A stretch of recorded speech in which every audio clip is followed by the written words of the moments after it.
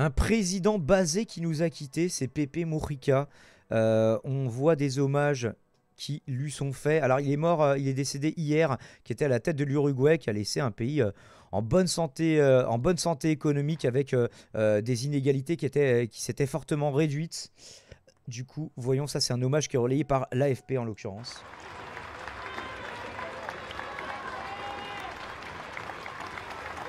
Le cortège qui applaudit dans les rues. Alors je sais pas si on est Guayaquil, Quito.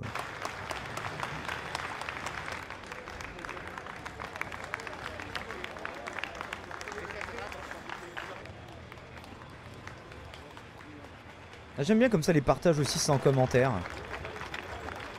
Il est tracté par des chevaux, bah au moins ça, sa mort est écolo quoi. Donc, celui qui était surnommé le président le plus pauvre du monde lui répondait que non, il était simplement sobre. Qui avait refusé de siéger au palais présidentiel. C'est des gens qui ont l'air relativement modestes en plus qui l'applaudissent. Ça n'a pas l'air d'être des grands bourgeois. Le contraire serait étonnant. Hein. Il avait été torturé pendant la dictature militaire dans les années 70. Je connais pas très bien l'histoire, mais justement ce sera l'occasion de la découvrir.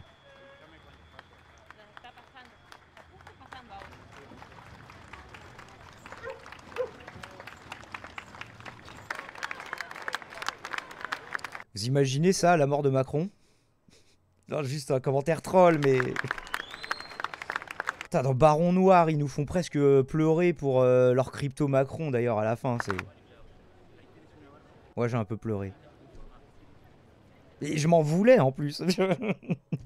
Bref. On avait quoi d'autre? Je crois que c'était un article de l'Humanité qui lui rendait hommage. Un court article en pages 14 et 15 de l'Humanité d'aujourd'hui du 15 mai 2025. Je ne sais plus quel mois on est. Ah oui, il faut que je reconnecte le compte. Faisons ça.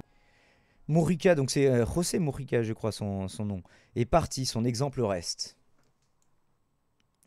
Est-ce qu'on peut zoomer? Alors, je veux bien zoomer, mais je veux bien avoir une définition. José Alberto Mujica Cordano, je ne sais pas le prononcer, mais essayons. Président de l'Uruguay entre 2010 et 2015, s'est éteint ce mardi, 7 jours avant de pouvoir souffler ses 90 bougies. Donc, que vous voyez ici.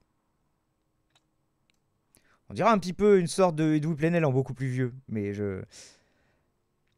Après le diagnostic d'une tumeur à l'œsophage l'année dernière, il avait annoncé en janvier que son cancer s'était propagé et qu'il ne se soumettrait pas à d'autres traitements. Il s'est dit oui, bon, plutôt que de toute façon être juste dans les vapes et que juste repousser l'inévitable, essayons de rester un petit peu conscients les moments qu'il nous restent. On lira justement au moins des bouts de sa dernière interview.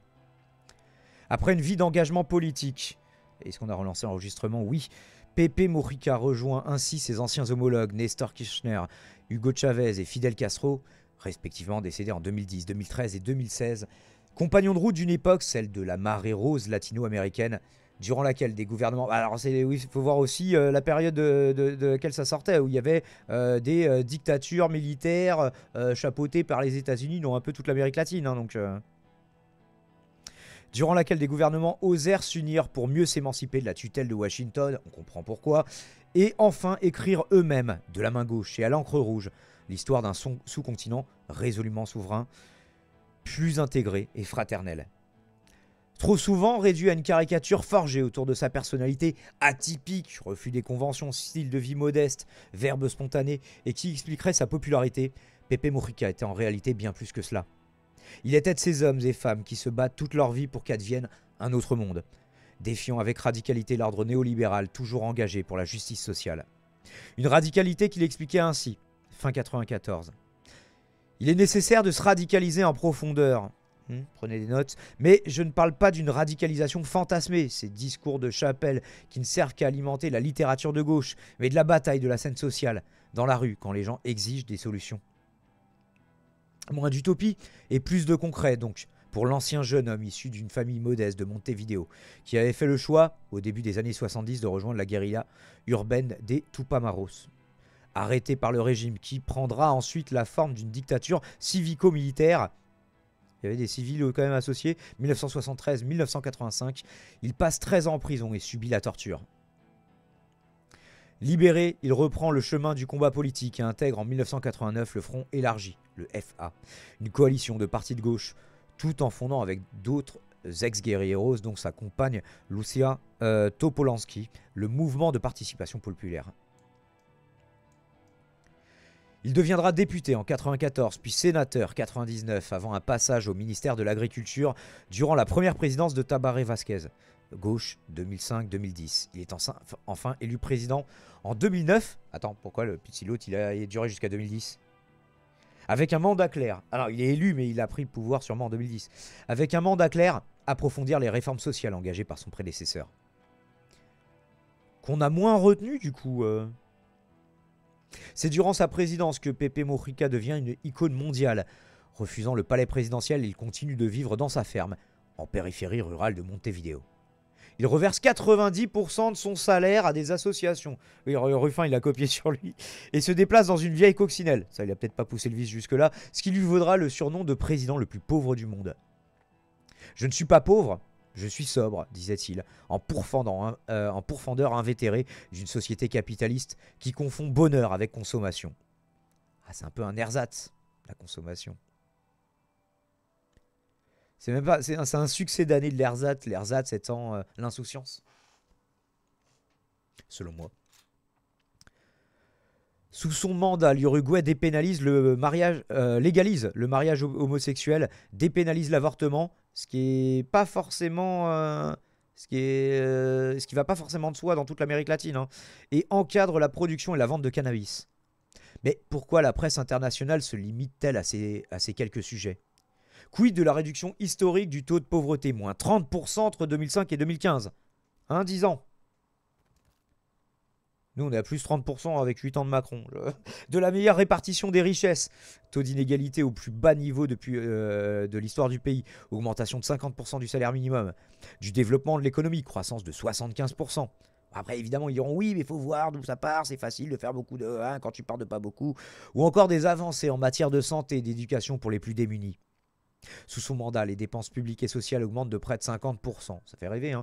Facilité par l'introduction du premier impôt sur le revenu. Ah oui, mais il n'y avait pas d'impôt sur le revenu. Ce sont surtout ces avancées qu'il faudrait retenir, ainsi que son entêtement sur le plan international pour dénoncer sans relâche la financiarisation de notre société et la mondialisation qui enrichit une poignée et appauvrit des millions. Avant de quitter le pouvoir avec une popularité intacte, ça aussi c'est rare, hein. Nous, chez nous, l'état de grâce, il dure même plus 6 mois. On l'a vu. Même tu peux relativement perdre les législatives maintenant, alors que normalement, tu es censé être dans l'état de grâce. D'ailleurs, c'est mal foutu. Faudra faire des sortes de midterms, comme c'était le cas à la base, mais... C'est pas cool de prendre leur maison. Ah, tu parles toujours Israël-Palestine, d'accord. T'es resté sur le sujet d'avant. Peut-être t'en parles à quelqu'un d'autre. Avant de quitter le pouvoir avec une popularité intacte, donc il confiait croire toujours en la lutte des classes, pour les personnes qui l'auraient oublié, et pour les personnes qui voudraient tout résumer qui voudraient résumer la lutte des classes à du classisme aussi, il faudrait peut-être une guerre dont les champs de bataille sont désormais les salaires et les droits syndicaux. Jusqu'à ces derniers jours, Pepe est resté un acteur engagé auprès de ses camarades, notamment lors de la présidentielle de 2024, qui s'est conclue par le retour de son camp au pouvoir. Au nouveau président Yamandu Orsi et à Carolina Cos, première vice-présidente communiste, de prendre la relève. Les communistes, c'est pas des charcutiers hein, chez eux, il faudra vérifier. Quant à l'ex-guerriero, l'heure est enfin venue de se reposer. Aux côtés de son compatriote Eduardo Galeano, peut-être pour écrire avec lui un nouveau chapitre des veines ouvertes de l'Amérique latine, celui où le Sud arrête de saigner. Et le Sud avec un S majuscule, sûrement pour suggérer un Sud global. Surnommé le président le plus pauvre du monde, José Mujica s'est fait connaître comme un chef d'État au mode de vie simple, refusant le faste de la fonction. Même lors de son mandat à la tête de l'Uruguay, il continue à vivre dans son humble maison de la banlieue de Montevideo. Je ne fais pas l'apologie J'avoue, ça fait pas le palais présidentiel. de la pauvreté. Je ne pense pas que le monde doive revenir à l'époque des cavernes. Rien de tout cela. Je suis juste contre la La sobriété heureuse. frivolité et la bêtise. Celui que tout le continent surnomme Pepe est le premier ancien guerriero marxiste à prendre la tête de son pays par les urnes. Une participation à la lutte armée contre la dictature qui lui a valu 13 ans de prison et d'être torturé. Avec le retour de la démocratie au milieu des années 80, Il avait l'air de pas blaguer, Pépé, quand il était plus jeune. il est libéré et rejoint la coalition de gauche. Après des guerriers-héros sous une dictature, oui, tu blagues pas, hein, Député, sénateur puis ministre de l'Agriculture, José Mujica est élu président en 2010. Son gouvernement dépénalise l'avortement, autorise le mariage homosexuel et légalise l'usage et la production de cannabis. Une révolution dans une Amérique du Sud conservatrice. Et voilà, il est quand même la démonstration que c'est pas parce que tu accordes des droits aux femmes, aux LGBT que tu vas pas faire baisser les inégalités. En fait, tout ça s'articule pour les gens qui, voilà, artificiellement veulent opposer les bourgs et les tours tout en prétendant de faire l'inverse, de dire ah ouais, je sais pas, j'ai foutre quand il s'agit de lutter contre l'islamophobie et compagnie. Quoi. Sur le plan social, il augmente le salaire minimum et fait passer le taux de pauvreté de 14 à 6%. Et pas que Ruffin, hein, le PS, le PCF, c'est un petit peu la même tambouille là-dessus. Hein. Son franc-parler et son image d'homme intègre en font une icône de la gauche latino-américaine. Jusqu'à mon dernier souffle et où que je sois, je serai là pour vous, avec vous. Parce que c'est la meilleure façon de vivre. Je comprends rien à ce que tu racontes, Mortus. Tu nous parles d'assassinat. Tu veux assassiner le président mort, je comprends rien à ce que tu dis. Gracias. Après avoir quitté la présidence, Pepe Mujica a continué à siéger en tant que sénateur avant de se retirer de la vie politique en 2020, à l'âge de 85 ans. Il décède 4 ans plus tard d'un cancer. Fidèle à ses valeurs, José Mujica Ouais, parce que je crois qu'il pouvait pas se représenter, mais il a pas cherché à le faire. demandait à être enterré en toute simplicité dans le jardin de sa modeste ferme. Ouais. Oula, calme-toi. Mais j'imagine qu'il va y avoir pas mal de gens qui vont faire des petits détours par cette province, cette banlieue de Montevideo pour aller se recueillir sur sa tombe. En espérant que ça continue sur cette lancée. Et que du coup, ce sera pas juste un pèlerinage de tu te souviens, le temps où il y avait un petit peu plus, un peu moins d'inégalité et un peu plus d'espoir dans ce pays. Donc on avait une interview par Human. Alors cette interview, elle a 9 ans. Donc elle n'est pas récente, mais c'est la seule interview en plus sous-titrée que j'ai trouvée. Alors quand c'est des séquences courtes, je vous lis si, pour les personnes qui sont juste en audio. Là ça fait 10 minutes 12. Je vais pas vous lire les 10 minutes 12. Donc si vous êtes en train de jouer à quelque chose et que vous avez un deuxième écran, n'hésitez pas à remettre l'image. Et merci beaucoup Yukaino qui nous raide. À une soirée on en a tellement besoin. Et Yuk, est-ce que tu as des problèmes d'OBS toi aussi? Tu sais que j'ai eu 4 coupures de live. Et du coup, c'est une catastrophe. C'est une catastrophe. On lance à 1h du matin. Et tu rends l'antenne tard toi aussi? Ah, il est presque 4h du mat. Bah, comment ça va? Qu'est-ce qui s'est passé ce soir? Nous on rend hommage à José Mujica. Mujica. Alors il était pas je sais pas s'il était au SMIC, mais il reversait 90% de ses revenus. Campesino. Alors attendez, je vais mettre plutôt voilà la scène comme ça, histoire que vous voyez les sous-titres. Para ganarme la vida, en la primera etapa de mi vida, y después me dediqué a luchar por cambiar y mejorar la vida de mi sociedad. Y ahora estoy en una etapa de presidente.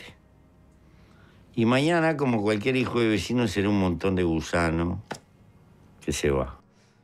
Et ce jour est arrivé, malheureusement. Tuve algunos inconvenientes, varias heridas, unos cuantos años de cárcel. En fin, cosas de rutina en quien se mete a transformar el mundo. La routine pour quiconque s'emploie à changer le monde. Hein. À la fois, ça fait pas envie, hein, et en même temps, ça force le respect. Sigo vivo por milagro. Y por encima de todas las cosas, amo la vida. Quisiera llegar al último viaje, como quien llega a un mostrador y le pide al dueño del bar, sirva otra vuelta. Lo diferente que nuestra forma de vivir. C'est ma tournée de mort, du coup. Je suis pas sûr de la métaphore. Nuestros valores son la C'est pas un ancien président qui a été emprisonné. Si, mais justement, il vient d'en parler. expresión media de la sociedad que nos toca vivir. Y nos aferramos a J'ai pas eso. coupé la caméra. Bon, fait chier. Pero no ahora por ser presidente. Esto lo pensamos mucho, pasamos más de 10 años de soledad en el calabozo. Y tuvimos tiempo, À l'isolement, en plus. tuvimos 7 años sin leer un libro. Y tuvimos mucho tiempo para pensar. Y descubrimos esto. O logras ser feliz con poco y liviano de equipaje, porque la felicidad está dentro tuyo, o no logras nada. Bah, soit on le cherche à l'extérieur de soi, mais ce sera une quête sans fin. On voit hein, même des multimilliardaires sont obsédés pour grimper des places dans le top des milliardaires, alors que comme si c'était du gaming pour eux, tu vois. De quel pays, ancien président de l'Uruguay? Esto no es una apología de la pobreza, esto es una apología de la sobriedad. Pero como hemos inventado una sociedad de consumo, consumista, y la economía tiene que crecer, porque si no crece es una tragedia. Inventamos una montaña de consumo superfluo y hay que tirar y vivir comprando y tirando. Y lo que estamos gastando es tiempo de vida. Porque cuando yo compro algo, o tú, no lo compras con plata. Lo compras con el tiempo de vida que tuviste que gastar para tener esa plata. Pero con esta diferencia. Il y avait un film qui avait été jusqu'au bout de cette logique où tu payais avec du temps. En fait, que tout le monde conservait l'apparence que tu as quand tu as 25 ans, mais que en fait, tu avais un temps de vie et que les riches, ils étaient plus ou moins immortels et qu'il y avait des gens qui étaient des mendiants dans la rue où ils étaient les gens, vite, s'il vous plaît, une minute, quelques secondes, s'il vous plaît, et ils allaient mourir dans quelques minutes si personne leur filait de la thune, du temps. La única cosa que no Time Out, ouais, c'est ça le film. C'était pas le meilleur. Le pitch était meilleur que la réalisation du film lui-même, tu vois, mais. se puede comprar la vida. Mais c'était une La bonne vida idée. se gasta. Y es miserable gastar la vida para perder libertad. Ouais, perdre sa vie, elle a gagné. Ouais. Como nosotros somos un país chico, el presidente no tiene un avión presidencial acá. Y nos habían planteado mucho, ¿no? Nosotros decidimos comprar en Francia un helicóptero muy caro, On leur a filé un hélicoptère présidentiel, enfin, on leur a bicrave, j'imagine. que tiene una sala de cirugía y una cantidad de servicios para ponerlo en el medio del país. En lugar de comprar un avión presidencial, compramos un helicóptero porque eso va a servir instalado en el medio del país para salvarle la vida a gente en los accidentes y tener un servicio permanente que pueda socorrer Ah bah ça sert pas pour le président, ça sert pour faire des trucs utiles. Bon bah let's go. Ouais, rápido. Estas Et c'est pareil pour le palais présidentiel, je crois qu'on le verra plus tard. Il disait ouais, ce palais, on devrait le reconvertir en lycée. Ce sera un beau lycée. Esta cosa tan simple, ¿eh? Ver el dilema. ¿Compro un avión presidencial o compro un helicóptero para salvar vidas? Esa es la constante. Me parece que la sobriedad tiene que ver con estas cosas.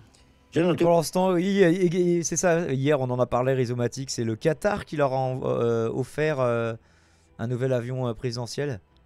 Alors, je crois qu'il était en Arabie Saoudite, mais c'est le Qatar dans lequel il allait le lendemain. Et après, il finit par les Émirats Arabes Unis, je crois.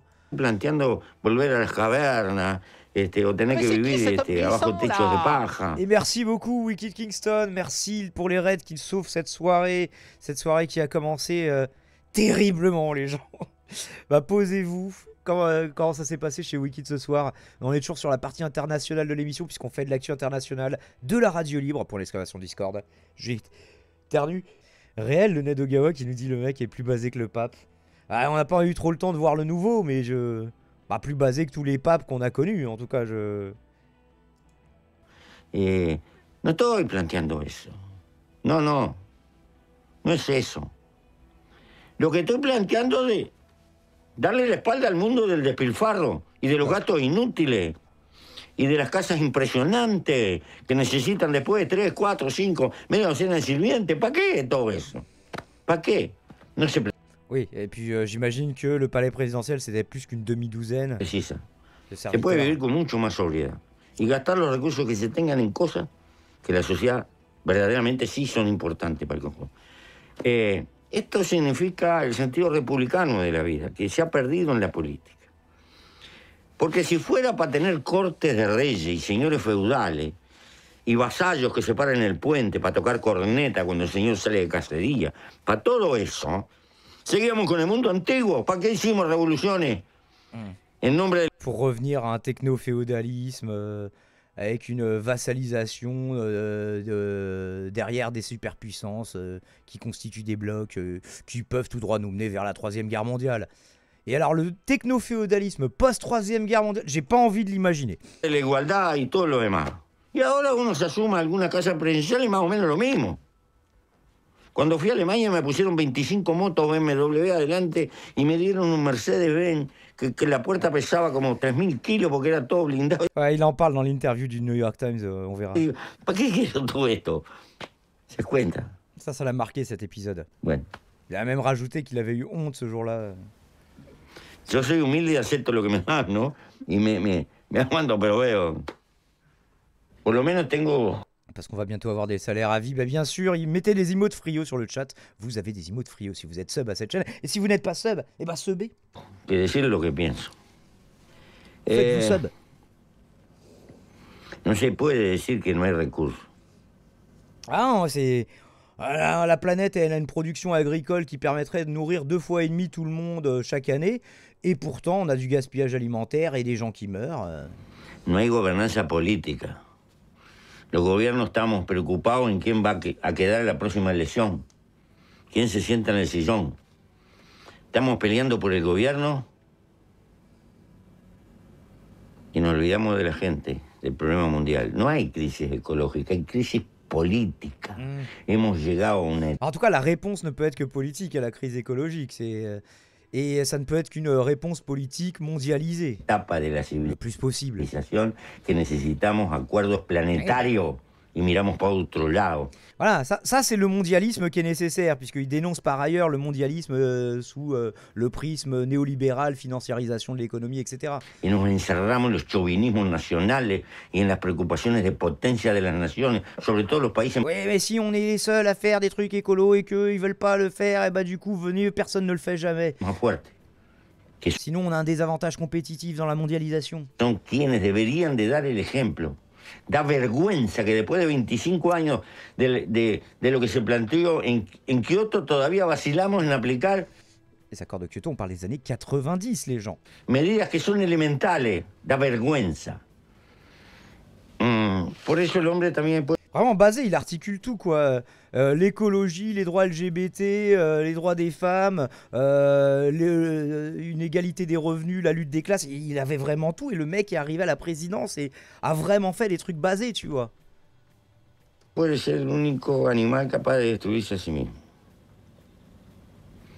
Ese es el dilema que... Bah, disons que les autres animaux, ils n'avaient pas une capacité suffisante de transformation de l'environnement, pas inexistante, mais pas suffisante pour provoquer leur propre destruction.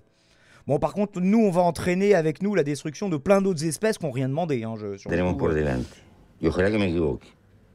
Es tan notable la constitución de nuestra naturaleza Un animal chelou, l'homme. Hein, que terminas aprendiendo mucho más del dolor que de la bonanza. C'est donc ça que tu as retenu de tes années d'emprisonnement, du coup, aussi, en plus de toutes tes lectures. Esto no quiere decir que recomiendo el camino del dolor y ni nada por el estilo. Quiere decir que le quiero transmitir a la gente Il n'est pas utile que tout le monde souffre pour le réaliser, mais... Il l'a fait pour nous. que se puede caer y volverse a levantar. Y siempre vale la pena volver a empezar una y mil veces mientras uno esté vivo. Et combien d'autres avec un parcours de guerrilleros Ça, ils auraient gardé, tu vois, les oripeaux de leur lutte initiale, mais... Ah, le palais présidentiel, il est sympa. Ah, c'est sympa d'avoir des serviteurs. Ah, le pouvoir, je le garderais bien. Et venez petit à petit, voilà... On brandit toujours les idéaux. Et on se maintient au pouvoir. Et en fait, finalement, il reste de moins en moins en pratique de ces idéaux. Bah, pas lui. Peut-être il s'est méfié, ça, de seconde une, tu vois. Ese es el mensaje más grande de la vida. Que se puede resumir en esto: derrotados son los que dejan de luchar. Y dejar de luchar es dejar de soñar. Luchar, soñar y andar contra el suelo, chocando con la realidad, son el sentido que tiene la existencia y el conformar la vida. No se puede vivir en la vida cultivando el rencor. Ni se puede vivir en la vida dándole vuelta una columna. Los dolores que padecí en el transcurso de mi vida no me las repara nadie. Mais qu'est-ce que t'en fais de cette souffrance? La revivre en boucle et juste être dans la colère ou te battre pour que d'autres personnes ne la subissent pas. Ni me los devuelve nadie. Hay que aprender a cargar con las cicatrices y con las mochilas y seguir andando y mirando para adelante.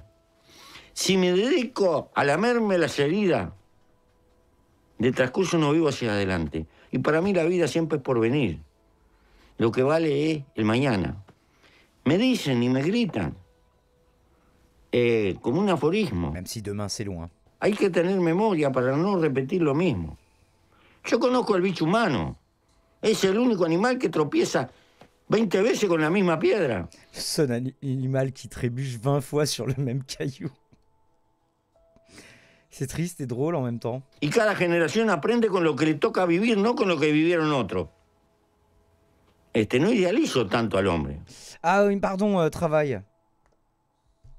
Ah, oui, j'ai pas bind ça sur mon stream deck, du coup je rappuie sur le mauvais bouton. Excusez-moi les gens, j'espère que ça vous a pas trop gêné. Non, normalement il y a une petite transparence, donc vous voyez un petit peu en une partie, mais j'espère que ça n'a pas trop gêné. ¿Qué se cree que vamos a aprender con la historia de lo que le pasó a otro? Aprendemos con la historia de lo que nos pasa a nosotros. Pero bueno, esa es una manera de ver la vida. No tengo cuentas que cobrar. Merci Human pour cette interview. Je sais pas, leur politique de droit d'auteur, j'espère qu'ils sont cool. S'ils veulent remonétiser à leur profit une partie de la vidéo ou en totalité, ils le peuvent. S'il vous plaît, juste ne bloquez pas la rediff. Et du coup, en bonus, qu'est-ce qu'on avait d'autre? On avait la dernière interview au New York Times qui s'appelle How to be truly free, Lessons from a Philosopher President. C'est vrai que justement, on parlait de sa sagesse juste avant, le philosophe président. On va par contre faire la trad automatique parce que j'ai vraiment beaucoup la flemme de traduire l'intégralité de la chose. On va lire l'introduction aussi. Il y a 10 ans, le monde entier a éprouvé une brève fascination pour José Mujica. Ce président uruguayen au caractère bien trempé avait fui le palais présidentiel, donc ça on l'a vu, pour vivre dans une minuscule maison au toit de tôle avec sa femme et son chien à 3 pattes. Ah, j'avais pas vu le détail des 3 pattes. Dans ses discours devant des dirigeants mondiaux, ses interviews avec des journalistes étrangers et ses documentaires sur Netflix, ça, je n'avais pas vu non plus. Pepe Mujica, comme on le surnomme universellement, a partagé d'innombrables anecdotes d'une vie digne d'un film. Il a braqué des banques en tant que guerriero urbain de gauche, survécu à 15 ans de prison. Alors, je sais pas, il parlait de 10 ans, mais il avait 15 ans, donc ça fait quand même une différence. On va dire 15, notamment en se liant d'amitié avec une grenouille, et puisqu'il était à l'isolement, alors qu'il était enfermé dans un trou, et a contribué à la transformation de sa petite nation sud-américaine en l'une des démocraties les plus saines et les plus libérales, pas dans le sens économique, vous l'avez compris, du monde. Mais l'héritage de M. Mujica ne se limite pas à son histoire mouvementée et à son engagement en faveur de l'austérité. En faveur de l'austérité, là ça doit être traduit un peu bizarrement. Parce que c'était plus de la redistribution, une hausse de la dépense publique, donc à mon avis là il y a un contresens dans la trad automatique. Il est devenu l'une des personnalités les plus influentes et importantes d'Amérique latine, en grande partie grâce à sa philosophie claire et directe sur la voie d'une société meilleure et d'une vie plus heureuse. Aujourd'hui, comme le dit M. Mujica, il lutte contre la mort. En avril, il a annoncé qu'il subirait une radiothérapie pour une tumeur à l'œsophage à 89 ans et déjà atteint d'une maladie auto-immune. Il a admis que le chemin vers la guérison serait ardu, avant de se résigner du coup comme on l'a vu. La semaine dernière, je me suis rendu dans la banlieue de Montevideo, la capitale de l'Uruguay, pour rendre visite à M. Mujica dans sa maison de 3 pièces, rempli de livres et de bocaux de légumes à mariner, situé dans la petite ferme où il cultive des chrysanthèmes depuis des décennies.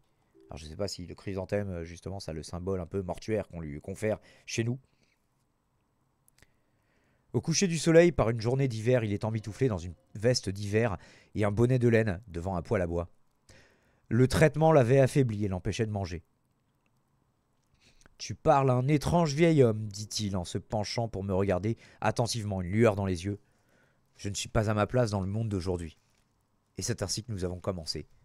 Cette interview a été éditée et condensée pour plus de clarté. Comment va ta santé ? Ils m'ont fait une radiothérapie. Mes médecins m'ont dit que ça s'était bien passé, mais je suis brisé. Sans invitation.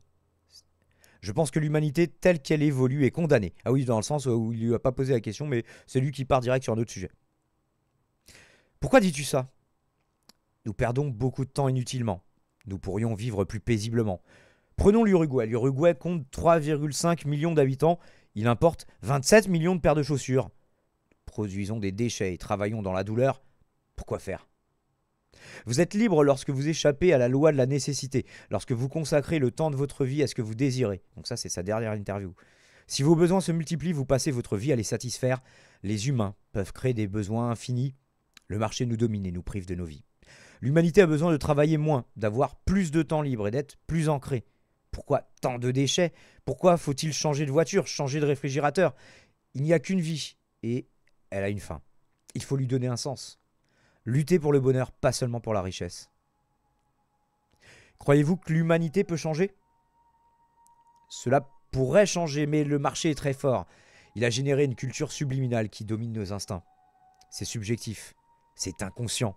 Cela a fait de nous des acheteurs voraces. Nous vivons pour acheter, nous travaillons pour acheter, et nous vivons pour payer. Le crédit est une religion, donc nous sommes un peu dans la merde. Il semble que vous n'ayez pas beaucoup d'espoir. Biologiquement, j'ai de l'espoir, car je crois en l'homme. Mais quand j'y pense, je suis pessimiste. Oui, un espoir, du coup, qui est difficile de rationaliser, de plus en plus difficile. Pourtant, vos discours ont souvent un message positif. Parce que la vie est belle, avec ses hauts et ses bas, j'aime la vie. Ça, il le disait déjà il y a 9 ans, souvenez-vous, là, dans le truc qu'on vient de voir. Et je la perds, la vie. Car il est temps pour moi de partir. Quel sens pouvons-nous donner à la vie ? L'homme, comparé aux autres animaux, a la capacité de trouver un but. Ou pas. Si vous ne le trouvez pas, le marché vous fera payer des factures pour le restant de vos jours. Si vous le trouvez, vous avez une raison de vivre. Ceux qui enquêtent, ceux qui jouent de la musique, ceux qui aiment le sport, n'importe quoi. Quelque chose qui remplit votre vie. Et donc là, on voit son ultime demeure et sa demeure présidentielle du coup. Effectivement, c'est un toit en tôle ondulée. Bien fait, hein, mais...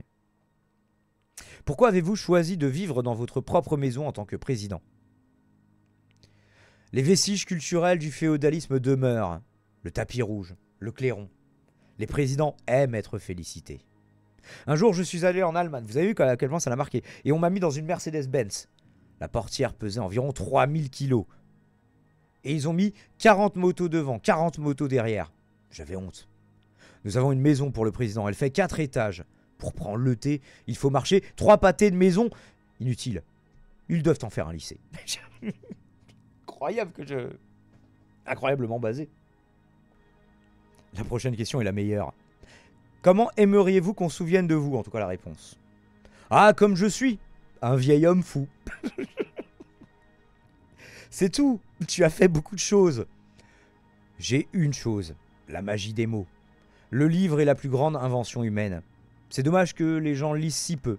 Ils n'ont pas le temps. De nos jours, les gens lisent beaucoup sur leur téléphone.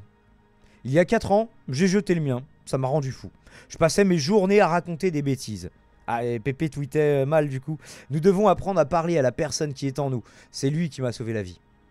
Bon, après, je suis pas sûr que voilà, soit le problème soit le téléphone en soi, mais en tout cas, oui, c'est sûr que toutes les applis ont un but de rétention. Alors, il y a plein de trucs qui sont contre-productifs, mais en soi, avoir accès à autant de data avec un appareil qui tient dans sa poche, ça c'est très pratique. Ayant été seul pendant de nombreuses années, cette pensée m'est restée. Parler à la personne qui est en nous. Ou à la grenouille qui est avec toi du coup, mais quand je suis au champ avec le tracteur, je m'arrête parfois pour observer un petit oiseau ou un oiseau construire son nid. Il est né avec le programme. C'est déjà un architecte. Personne ne lui a appris. Bah, peut-être ses parents quand même à l'oiseau, quand même ils apprennent des trucs. Hein. Connaissez-vous les horneros? Ce sont de parfaits maçons. Je ne connais pas. J'admire la nature. J'ai presque une sorte de panthéisme. Oui, que du coup, voir de la divinité un peu partout. Il faut avoir les yeux pour la voir. Les fourmis sont l'un des véritables communistes. Elles sont, oui, c'est vrai, un tiers des fourmis qui d'ailleurs ne travaillent pas, il n'y a pas besoin. Elles sont bien plus vieilles que nous et nous survivrons. Tous les êtres vivants en colonie sont très forts. Pour en revenir au téléphone, oui, l'intervieweur un peu perplexe. On voit justement les quelques bibelots qu'il y avait dans sa maison. Des figurines, dont une figurine de lui avec son chien à trois pattes, j'imagine que ça doit être lui. Ah, il a aussi une râpe à fromage qui pend sur une réglette sur le mur. Ah, je me sens comme à la maison du coup, oui. Et lui aussi, il a des œufs juste à côté. Bah, en fait, c'est chez moi. Pour en revenir au téléphone, dites-vous qu'ils sont trop pour nous? Ce n'est pas la faute du téléphone. Ah, c'est nous qui ne sommes pas prêts. Nous en faisons un usage désastreux. Les enfants se promènent avec une université dans leur poche. C'est merveilleux. Cependant, nous avons davantage progressé en technologie qu'en valeur. Science sans conscience, tout ça, tout ça. Pourtant, c'est dans le monde numérique que se déroule désormais une grande partie de la vie. Rien ne remplace cela. Il fait un geste vers nous deux en train de discuter.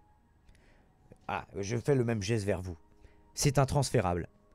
Nous ne parlons pas seulement avec des mots, nous communiquons avec des gestes, avec notre peau. La communication directe est irremplaçable. Nous ne sommes pas si robotiques, nous avons appris à penser, mais nous sommes d'abord des êtres émotionnels. Nous croyons décider avec notre tête. Souvent, c'est vrai que cet entretien, il y aurait eu des trucs en moins si ça avait été juste une visioconférence, mais... Ah, notamment les photos des bibelots, les trucs comme ça. Peut-être il aurait pu lui envoyer ses propres photos, mais il y a aussi l'introduction avec les impressions du journaliste. Nous croyons décider avec notre tête. Souvent, la tête trouve les arguments pour justifier les raisons prises par l'instinct. Ouais, rationalisation après, quoi, mais nous sommes principe de cohérence et d'engagement. Si j'ai pris cette décision, il doit y avoir une raison. Nous ne sommes pas aussi conscients qu'il y paraît. Et c'est très bien ainsi. Le mécanisme nous maintient en vie. C'est comme la vache qui suit ce qui est vert. S'il y a du vert, il y a de la nourriture. Il sera difficile de renoncer à ce que nous sommes. Vous avez dit par le passé ne pas croire en Dieu. Quelle est votre vision de Dieu aujourd'hui? Ça me fait toujours penser à la chanson de Muse, Thoughts of a Dying Atheist, les pensées d'un athée mourant. C'est quand même dire, quand tu arrives à la fin du film, c'est difficile de dire. Il n'y a pas une scène post-crédit quand même, un truc 60% de l'humanité croit en quelque chose et c'est plus facile de croire que oui, tu seras juste de la bouffe pour les asticots ou un truc qui va être cramé et que ta conscience s'arrête et que c'était juste des trucs, des synapses, des connexions chimiques, électriques et que à partir du moment où le corps qui permettait cette pensée d'exister n'existe plus, bah tu n'es rien d'autre. Bah, c'est plus facile de penser ça quand tu as la vie devant toi. Donc 60% de l'humanité croit en quelque chose et cela doit être respecté. Seulement 60%. Des questions restent sans réponse. Quel est le sens de la vie? D'où venons-nous? Où allons-nous? Moi je crois au communisme, parce que du coup je suis un croyant. Nous n'acceptons pas facilement le fait que nous soyons une fourmi dans l'infini de l'univers. Nous avons besoin de l'espérance de Dieu pour vivre. Alors quelle est cette photo? Ah, c'est justement l'endroit où il y a tous ces bouquins et tout. Ah, c'est vrai qu'il avait l'air fatigué, Pépé.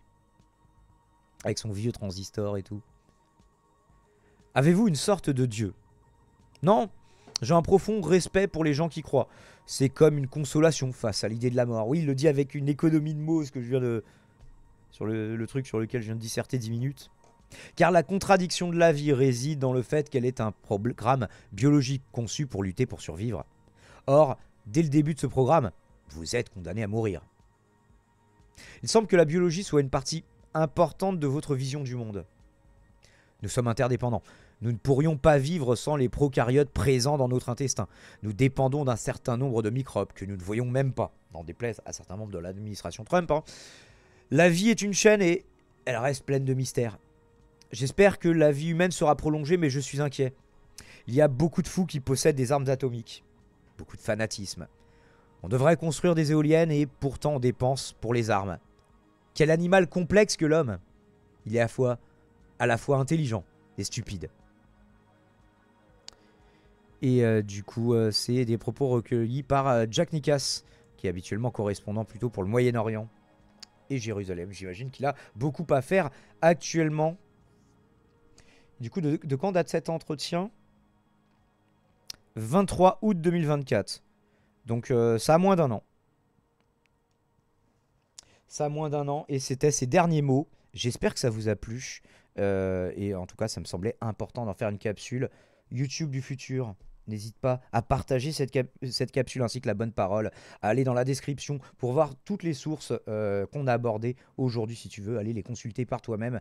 Et juste au-dessus, tu verras des liens pour les dons. N'hésite pas. Ou à défaut de laisser un like, un commentaire, les trucs chiants qu'on te dit de faire en fin de vidéo. Mais c'est très important.